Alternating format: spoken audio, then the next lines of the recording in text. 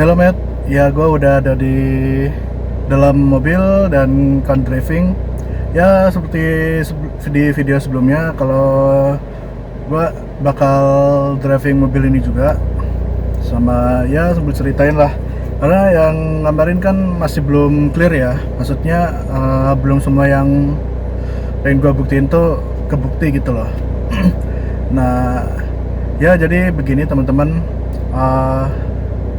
Ini nanti gue rutenya ke rute biasa sambil gue nyobain ke tanjakan.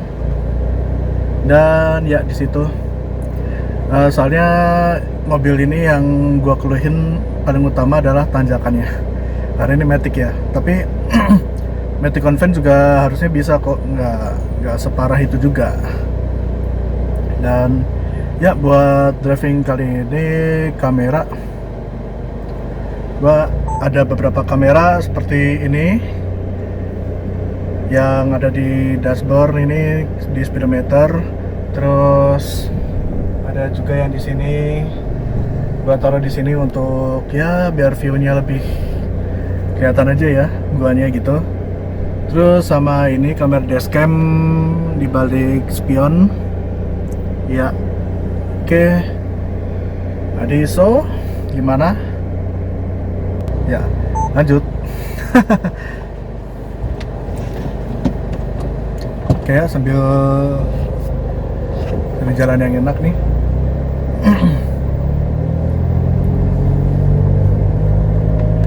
Sebenarnya gue pengen taruh kameranya itu di kaca depan, tapi takutnya kena silaunya ini kan gak enak tuh. Mari.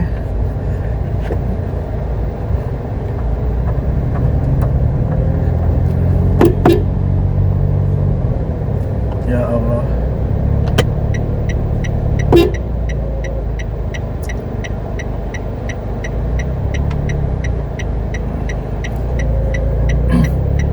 Mobil baru.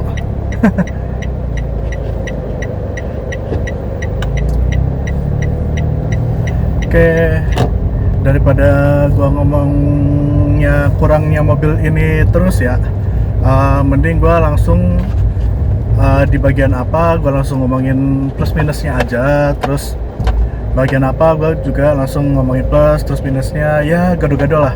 Nanti sisanya biar teman-teman sendiri aja yang mencerna. Tapi nggak usah khawatir, di akhir video biasanya gua kasih kayak poin-poin pentingnya, itu aja teman-teman. Nah, dari pertama kali gua beli mobil ini yang gua agak salut kaki-kakinya. Karena ini kaki-kakinya tuh terhitung masih apa ya, masih anteng gitu loh. Maksudnya anteng tuh bukan performanya anteng gitu, enggak, tapi bunyinya itu nggak berisik gitu ya. Dan itu kesan gue bagus. Tapi poin pertamanya bukan itu sih. Jadi pertama, driving mobil ini, akomodasi posisi gue duduk ya. Posisi gue duduk itu enak. Meskipun ya pertamanya agak aneh ya, soalnya kan setirnya nggak bisa di setting gimana ya, udah paten fix begini plug gitu. So ya udah, kalau gua style setirnya agak deket ke badan gua, kakinya kedeketan. Tapi kalau misalnya gua style kaki gua yang enak, setirnya kejauhan. Dan ini tadinya juga bikin bingung ya, tapi akhirnya ya udah, gue lebih milih kaki gue yang enak buat ngerem ngegas, karena vitalnya kemudi mobil kan di situ ya sebenarnya. Nah, setirnya itu posisinya ya udahlah, tangan gue agak menjulur gitu kan.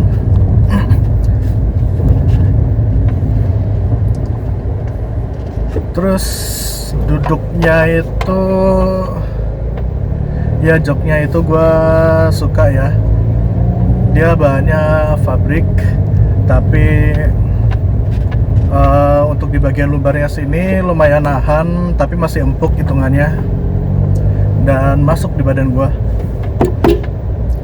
yang artinya gua nggak segitu gemuk kan. Nah, terus selain itu dari bagian kok diri sih, dari bagian pandangan gua ya ke depannya itu, gua ngerasanya itu ini mobil yang gampang dilihat depan kiri, terus depan kanannya, sampai kap mesin depan gua ada apa ya, paham dan ya gampang buat diapalin ya. Karena ini bonetnya cukup pendek menurut gua, dan emang kalau dari mata gua nggak kelihatan ya, cuma gua udah ada patokannya yang itu ya, referensi sendiri lah. Intinya menurut gua ini mobilnya benar-benar easy to drive. Kenapa gua bilang gitu? Karena mobil ini compact. Kalau dibandingin sama Brio, mobil ini lebih sempit.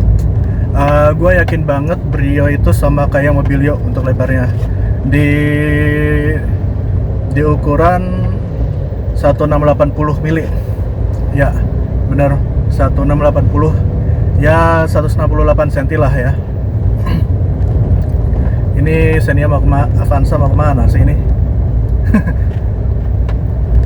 Nah, terus sedangkan mobil ini si Ayla, dia lebarnya itu cuma 160 cm, ya 1600 mm.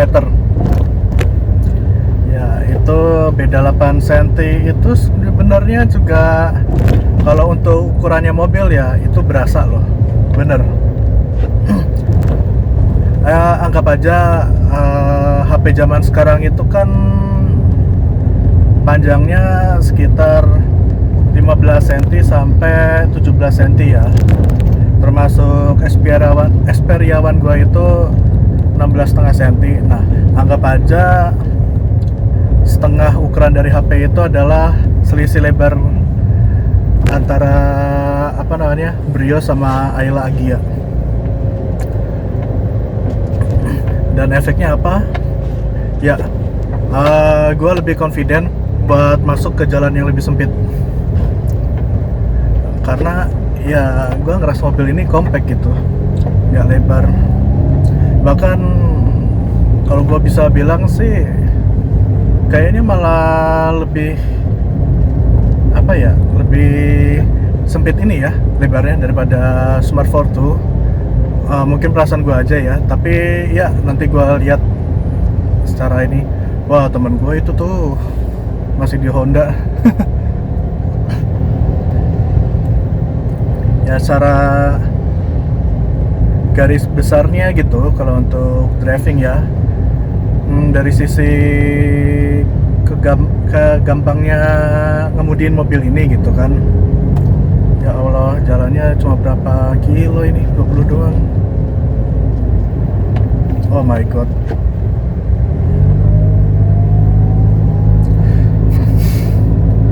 Aduh.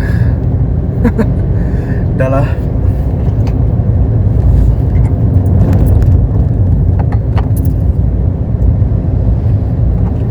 Nah, terus kelebihannya dari drivingnya kayaknya lebih di itunya aja ya, kekompakannya ini mobil. Nah, bentar, gua lagi konsentrasi nyebrang dulu ya.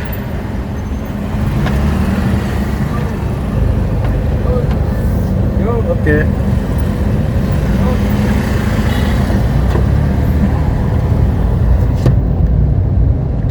Nah, mumpung lagi macet ya,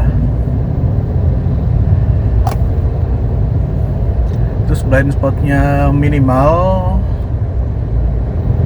Tapi karena waktu itu mobilnya dibuat belajar adik gua ya, jadi gua kasih spion tambahan, sepertinya misalnya blind spot gitu di spion, terus buat ngeliat ban depan dari spion gitu kan.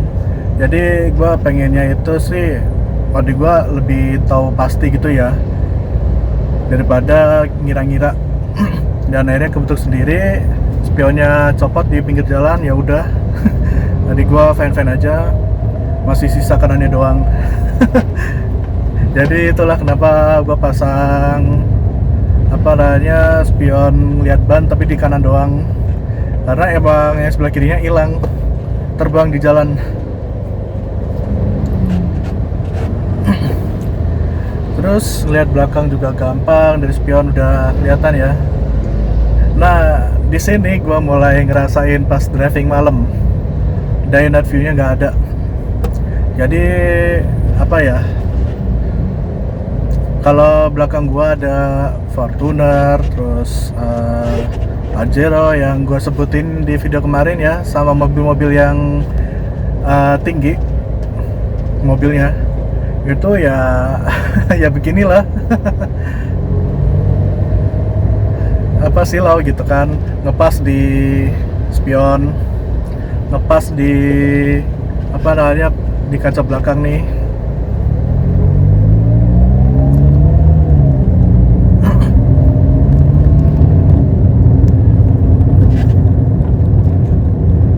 Itu pas malam harinya. Terus ini masih di sisi ini ya, apa namanya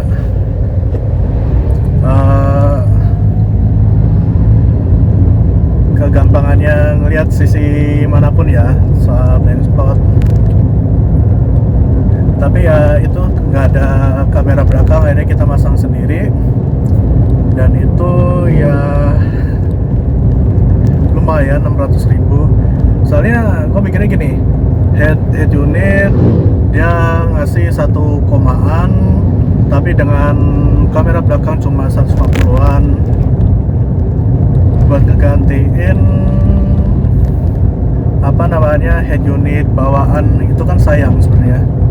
Jadi ya udah gue prefer 600.000 cuma untuk sebuah kamera belakang, kamera parkir. Nah terus ya gue pernah kesini 2 kali Daihatsu ini. Ntar ya gue ceritainnya. Nah gue ya prefer gitu aja, jadi langsung colok soketnya aja. Dan itu soketnya khusus, nggak yang universal, jadi mahal, 600.000 untuk kualitas burik.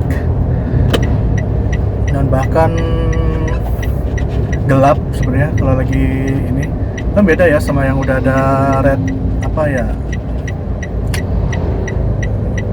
Kalau yang satunya Bluetooth tuh, yang satunya apa lagi ya yang buat ini remote ya, entahlah namanya, infrared ya, infrarednya nggak ada. Nah terus nih gua contohin masuk gang kecil itu lebih pede teman-teman kalau naik mobil ini. Ya itu 600.000 ya. Yang itu tadi. Terus ya akhirnya gua nyobain kan jalannya. Pas jalan gua suka, karena waktu itu kan habis diem nih, mobilnya tuh respon banget. Lo tekan gas dikit aja, wah luar biasa jengatnya. Ini serius ini, nggak nyindir ini. Jadi rasanya licin aja gitu pas akselerasi gitu ya. Bahkan 0 ke 60 nya aja ya gampang lah, kecil kalau segitu mah. Nah waktu itu kan ya masih nyobain ya mobil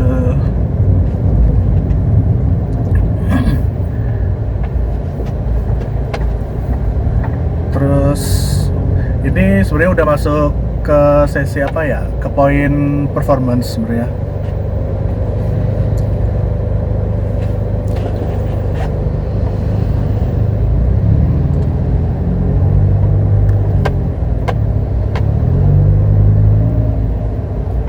Dan ini harusnya nggak stroke sih kalau nggak pelan-pelan. Oke, aman.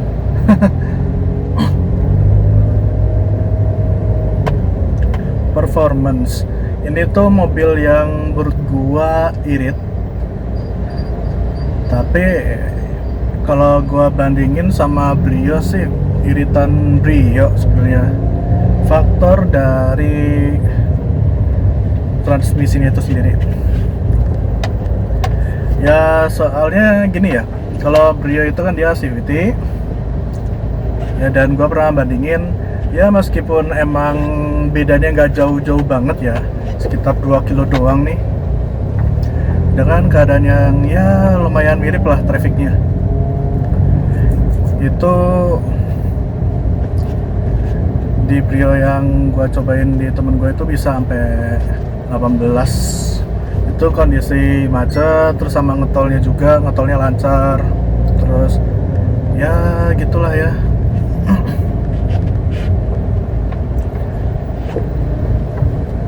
Seumumnya traffic Jakarta.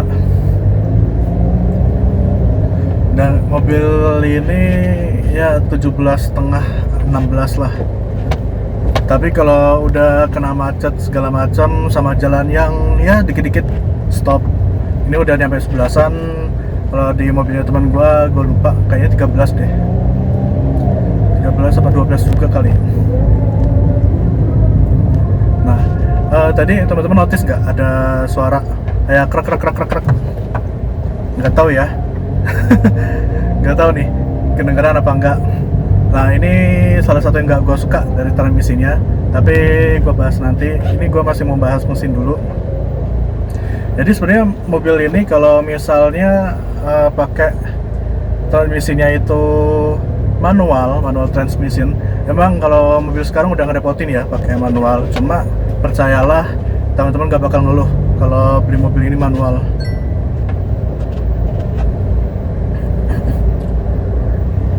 Kenapa? Ya, ntar gua demonstrasi ini di di tanjakan. Tapi yang penting gua jelasin dulu kenapa. Karena ya seperti yang gua jelasin di video yang Brio itu ya, Brio kuning. Mobil ini tuh nggak bisa ketebak gitu untuk jalannya. Jadi misalnya nih, lu cuma butuh sanseritan doang, apa ya, bahasa Jawa, bahasa Indonesianya apa ya, lebih kayak perlu sedikit gitu ngeluarin tenaganya, nggak usah gede-gede ya, itu tiba-tiba jengat. Tapi giliran teman-teman butuh tenaga ekstra nih, kayak di tanjakan, kayak mau nyalip, itu luar biasa lemotnya. Padahal ya gitu ya, sampai gua tuh gemes sebenarnya. Nah ini gua gigi duain atau D2 ya. Nah ini delay dia. Ini gue yakin, nah tuh langsung masuk gigi 1, langsung jengat kan. Ini pada posisinya D2 loh. Nah gini lagi kan, jadi agak loyo gitu kan. Jadi sebenarnya ini bukan salah mesinnya, tapi ini lebih ke transmisinya sih yang menurut gua luar biasa bodohnya. Nah langsung masuk lagi 2.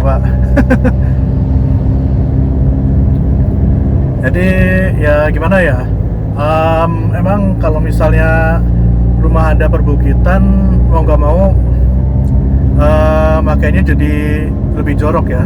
Maksud gua kenapa kok gua bilangnya gitu, karena ya lu mau nggak mau gasnya lebih kick down, terus ya gitu. Soalnya kalau nggak kick down itu nggak kepancing buat masukin gigi 1. Bahkan di kick down aja gas mentok juga masih lola gitu. Dan ya gue ada sempat protes ke orang Daihatsu ya. Ya itu tadi yang gue tunjuk. Yang aku tunjuk tadi. Jadi kata dia itu normal. Dan ya gua nggak paham lagi. Jadi lu punya mobil dari baru udah begitu, sayang banget gak sih kayaknya ngeluarin duit ratusan juta buat ya mobil yang kayak masih harus dimaklumin gitu. Seperti yang gue bilangin, di apa namanya, di hujan-hujanan ngembunnya juga parah, kaca depan, belakang juga. Ya tapi untungnya waktu itu masih bisa di ini ya, di apa namanya, diakalin pakai wiper. Jadi wiper mending sekalian yang agak cepet aja ya, biar nggak sempet ngembun gitu. Soalnya dia sekalinya kesapu tuh embunnya hilang, tapi setelah dia diem langsung embun gitu kan. Emang mobil ini perlu akal-akalan.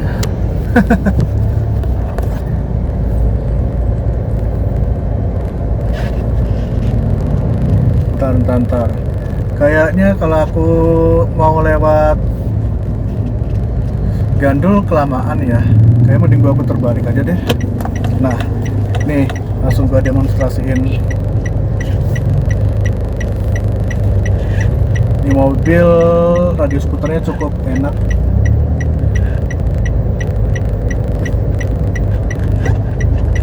Ya, nggak nyampe. Kalau mobil lain nggak mungkin segitu radius putarnya, pendek loh. Ya gua nggak kuat sama macetnya Cinere.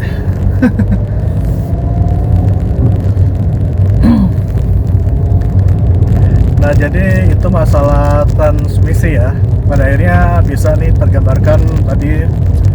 Dan yang mengganggu itu biasanya habis kecepatan tinggi. Sebenarnya tadi nggak perlu kecepatan tinggi ya, pokoknya kayak si gigi maticnya itu dia ke-delay ya, masuk giginya, dia tuh kayak udah kayak krek kayak kalau ibarat kata di mobil manual gigi ini ketinggian tapi kecepatannya terlalu rendah, semacam itu. Dan tadi proved sejalan dengan keluhan gua yang turun giginya itu agak delay, dan emang bawaannya si Ayla dari baru. Gua nggak tahu ini untuk yang di 1000 cc nya ada apa enggak. Mungkin teman-teman bisa komentar ya. Terus kalau emang mending gitu ya mending beli yang 1000 cc nya aja kan daripada yang 1200 nya. Ya nanti kalau masalah wujud bisalah di facelift sendiri. Banyak kok mama-mama kulakan. Transmisi udah, terus ini udah. Nah berikutnya suspensi. Ya ini gimana ya? Aku ngarepinnya sih teman-teman paham ya yang gua maksud ya. Jadi suspensinya itu kalau untuk yang jalannya lubang gitu itu ya, itu empuk cuy, enak banget rasanya. Tapi yang jalannya nongol-nongol kayak poldur, bahkan kayak speed trap tuh, yang speed trap lagi, speed bump, yang apa, yang garis-garis. Atau kadang-kadang warga lokal biasanya nih seringnya pakai apa namanya, ban yang dilurusin tuh, terus dilebarin di jalan gitu kan, itu berasa ludak gitu. Tapi overall ini suspensinya nyaman, serius. Saking nyamannya sih sampai agak ini ya, agak limbung. Ya makanya seperti yang gue bilang ya, kalau misalnya suspensi nyaman ya resikonya limbung. Terus kalau suspensi anteng ya risikonya atos, apa, alot ya, keras, kaku, semacam itu. Nah bagusnya gimana dong?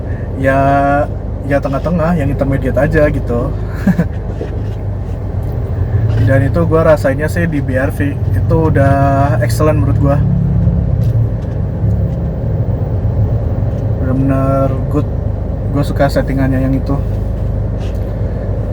Nah terus buat apa ya, teman-teman yang mungkin keluarganya mohon maaf ya jumbo gitu untuk badannya, yang ya agak overweight gitu, itu kalau bisa sih diisi 4 orang aja ya. Kenapa gue bilang gitu? Bottoming cuy. Gue pernah tuh jemputin sepupu gua kan, abang adik ya sedikit overweight gitu kan, yang satunya 78, yang satunya ya 90, hampir sekuintal lah, ditambah gua yang juga hampir 1 kuintal, terus tambah nyokap gua yang ya untuk tingginya sedikit overweight gitu juga. Itu ya jeduk gitu, terutama suspensi belakangnya nih.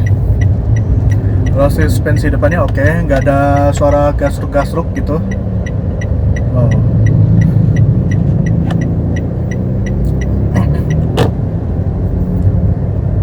Ya sekali lagi ya, gue masuk ke tanjakan.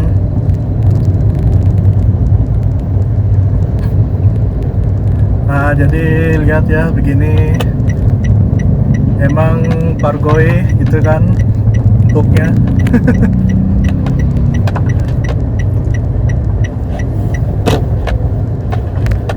Jadi yang ya pada akhirnya pilihan tergantung sama kondisi aja lah.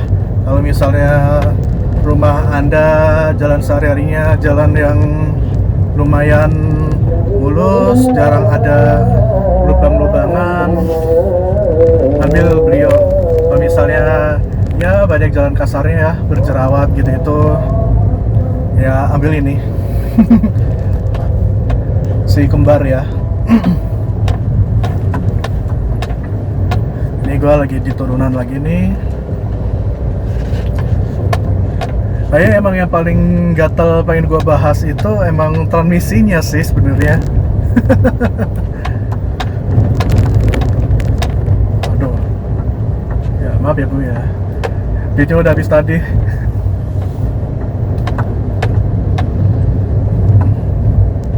Ini gue udah D2 nih dari tadi sambil turun ya.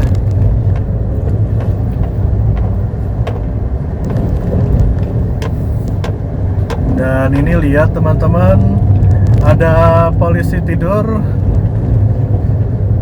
tepat sebelum tanjakan. Nah ini nih. Nah ini masuk nih. Nah langsung masuk gigi 2. Maaf ya. Dan iya ya. Goblok. Bisa nih. Ada lubang loh tadi itu. Bang ngarepinnya sih dia ini ya berhenti dulu di atas gitu kan.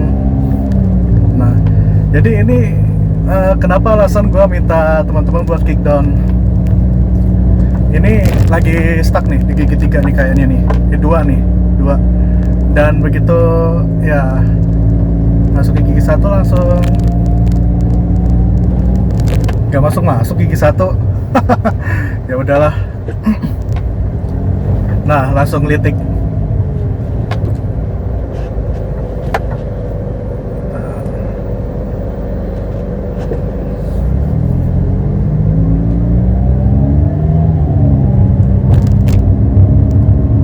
Langsung ngacir kan, giliran gua nggak butuh tenaga gede.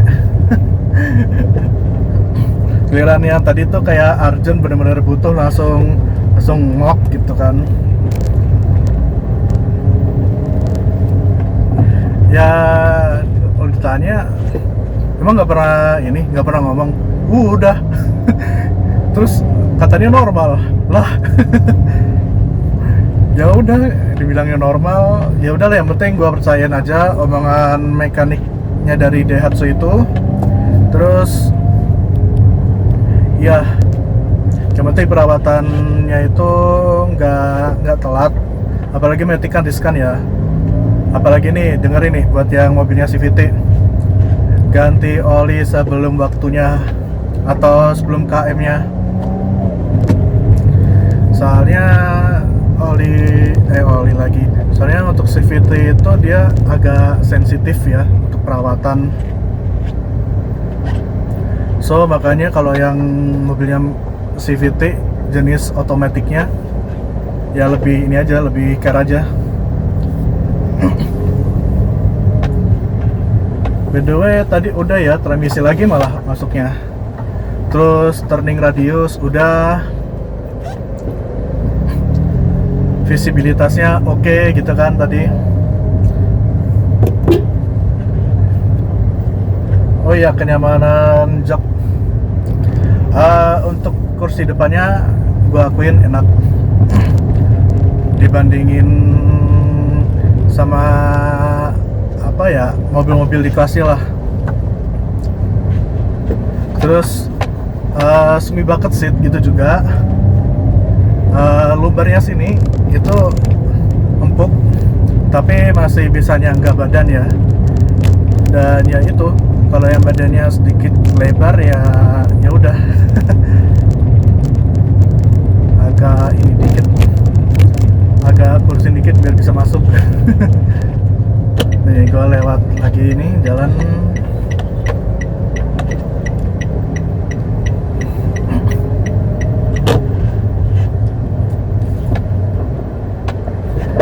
Tapi ya seperti yang gue bilang, seperti di video sebelumnya, kursinya itu terlalu datar.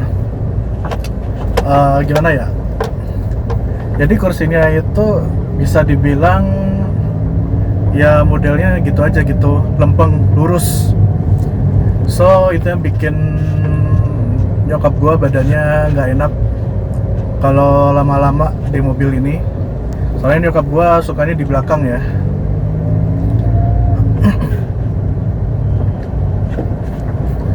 Dan ya sebenarnya untuk bahannya juga sih empuk ya, karena kan fabric bukan kulit. Nyaman sebenarnya, cuma karena desain begitu ya lama-lama nggak enak. Ya udahlah, kasih 2.000. Oke. Oh my god.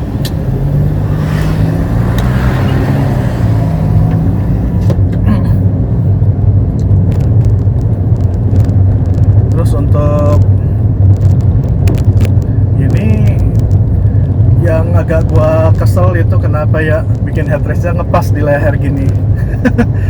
Jadi ini pas loh sama ini kan gua, tulang tengkorak mungkin yang bagian belakang.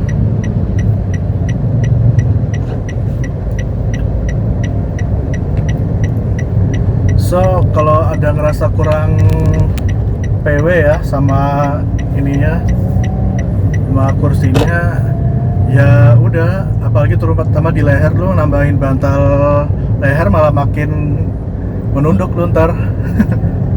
Ini udah apa ya, lumayan lah posisinya, dia agak nunduk begininya, jadi sedikit ya ditoleransi dikit lah, biarpun sebenarnya rada sebel. Ini untuk di bangku depan aja, tapi anehnya di bangku belakang itu malah enak, good kalau aku bilang. Karena dia nyangga kepala ya sampai segini tadi itu yang pas di review interior. Moga-moga kamera yang di dalam kelihatan ya. Terus kenapa giliran gua udah balik baru mau hujan ya? Padahal di sini gua mau sekalian kasih tahu teman-teman kalau ngebunnya kayak gimana. Apa kayaknya sekalian aja kali ya. Ntar, ya udahlah, ntar videonya nyusul aja lah ya pas ngebunnya. Oh iya, ini klakson gua sebenarnya udah ganti karena yang aslinya ini sumpah suaranya kayak klakson motor, kayak kucing kejepit, ngik ngik gitu. Terus ya baru kali ini nyokap gua nyuruh gua ganti klakson atau modifin mobil ya. karena gak suka sama suara klaksonnya. Akhirnya ya udah gue ganti. Ini pakai Denso nih, 75 ribuan doang paling sepasang. Yang mahal paling ongkos pasangnya.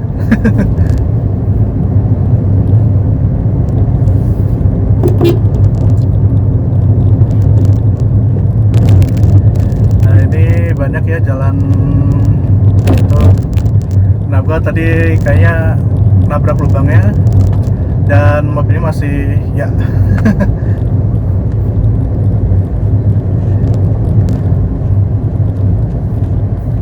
Terus untuk akomodasi ya, yang terakhir akomodasinya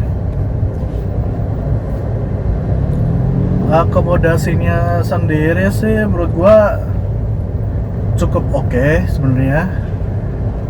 Ya bisa dilihat lah, untuk yang ukurannya cuma segini, lu bisa masukin 2 koper ukuran kabin ya, 3 sebenarnya bisa, sama pinter-pinternya aja ngaturnya gimana.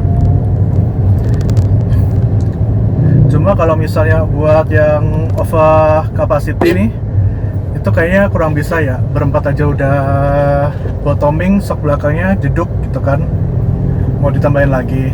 Memang idealnya sih buat ini sih, emang buat mobil pacaran sebenarnya kalau gue bilang. Berdua doang.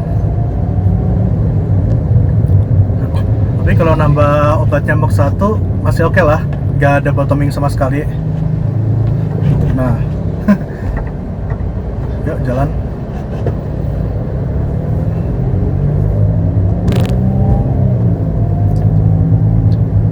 Udah suasana mau hujan, enak ya kayaknya buat tidur. Untuk apalagi ya, ya udah sih. Oh ya terakhir nih, AC. Untuk AC menurut gua kurang dingin di awal-awal. Jadi misalnya mobil terjemur ya teman-teman, itu buat ngademinnya itu butuh waktu 10-15 menit. Kalau nggak sabar ya bisalah 10 menit, tapi blowernya 2, kipasnya. Tapi ya gitu, agak berisik. Ini tadi sepanjang jalan aja 2 baru berasa adem. Ya kayaknya ya mungkin mau mendung, atau ya emang gua kasihkan ngobrol ya sama teman-teman.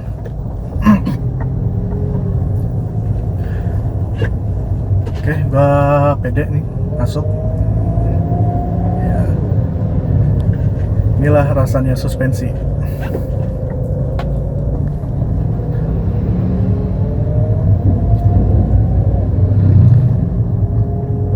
Ya, oke teman-teman, gua rasa yang udah gua